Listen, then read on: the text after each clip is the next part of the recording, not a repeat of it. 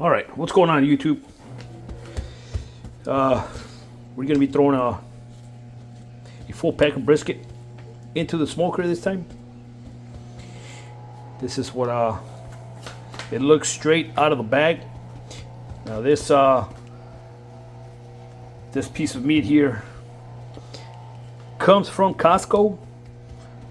You guys know I like Costco. It's one of the suppliers of meat that I like to go to that's around here.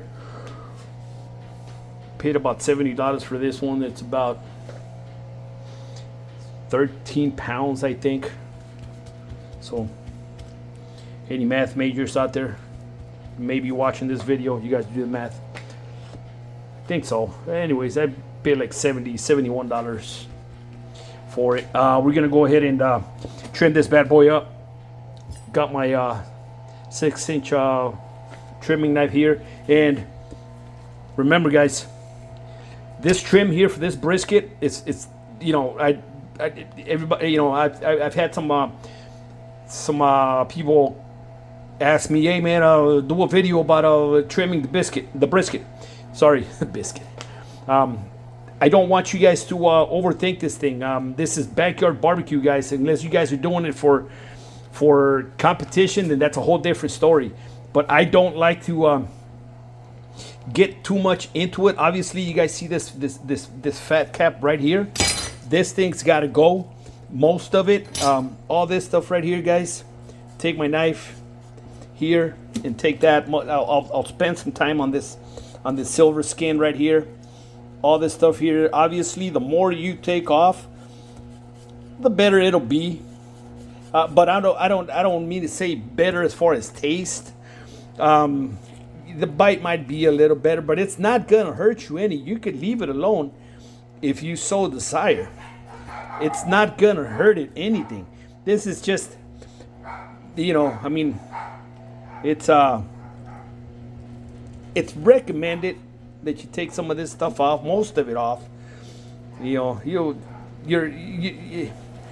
you're still going to get a good brisket if you don't. A lot of people, I've seen some videos on YouTube where some guy just threw a brisket just like that, straight out of the bag, into the smoker. And it, you know, he claims that he got a good piece of brisket. It turned out good. So there you go. Now I've heard also that a lot of this silver skin right here, guys, that right there will impede your seasonings from penetrating into the meat. So that makes sense to me. So I'm gonna go ahead and work on this just a little bit. And the reason why you might be trimming a brisket, guys, it's basically to get rid of some excess fat that is not gonna render, but it's not gonna hurt you. At the end of the day, when you take it out of the smoker and you have fat on it, you'll see it. Cut it off. But we want, our main goal is to get our seasonings to stick onto it and get and let it penetrate as deep as we can into the meat. So what that's gonna impede us from doing is all this fat right here. So we want to kind of take it off, but we don't want to take all of it off where it'll dry it off eventually. You kind of want to take off some of these thin areas here, guys. You see that? Maybe a little bit here. That's I would probably do that, just to come around here, just round this area off here just a little bit. You don't want to take too much out, because then what are you going to do if you don't have a meat grinder like I don't? We're probably gonna just toss it up to the side. I don't do hamburgers. Not yet. If I had a meat grinder, I would probably get a little bit more aggressive and throw that into the meat grinder and grind it up for burgers. But I don't. I'll probably throw it in the freezer, and it'll, you know, go bad in there. I'll forget about it. But if we turn this over, you see there's a big old chunk of fat here too. I want to kind of go ahead and get that off. This one here, you see that? it's more or less where I want it at. This fat cap, I want this fat cap to stay there because it'll act as a protector from the heat. Some of this fat right here's got to go. Right here, you see that. So basically, that's it, guys. If you, unless you're in competition, you really don't want to overthink this. It's not that big of a deal. If you don't have to trim it at all if you don't want to. If you, you can leave this like this, and at the end of the day, when you're starting to slice it and serve it to your friends and families, you can just cut that off, and or serve it to somebody you don't like. Not recommended you should do that, but hey, basically it's backyard, guys. It's backyard barbecue. You don't want to take off too much of it. The fat, you do want to get into it, like right here, get it about 1/4 of an inch thick. It's almost right there. Most of it's gonna render off, but you come over here, you see this is nothing but fat right here. This one here is a big old fat cap.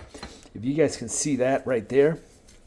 And you want to be careful when you do this. Make sure your knives are sharp, so you're not struggling with it. Right there, you guys can see that. Okay, see all this, guys? That's a big old chunk of fat. Now, that's not trash. Also, guys, you might want to put this off to the side. Put it in a little pan, a skillet. Throw it in the smoker and render it out. This one here, once we get ready to wrap the smoker, once the brisket, once we get ready to wrap it, we might want to throw some of this stuff in there to add some moistness into it, guys. This will make tallow. Put some seasoning on it, and man, you guys got something useful here, guys. At the end of the day, once you unwrap it, it's all cooked. You might want to pour it over the brisket itself and add some moisture too. So there you go, right there. This part here, that'll make great tallow. So yeah, guys. So look, all this stuff here, oxidized meat right here. Take that off. All this fat right here, you see here, take that off. All of this right here, take that off. This oxidized meat right here a little bit, cut that off a little bit on the side. And I'm gonna spend some time cutting off most of this silver skin right here, guys, because this is the area that I want my presentation to be, my crust to be, and I want this area here to soak in all the seasoning. So I'm gonna spend some time here and take off most of the silver skin. And once I've got that going, I'll bring you guys back and show you how it looks. All right, guys, see you in a bit.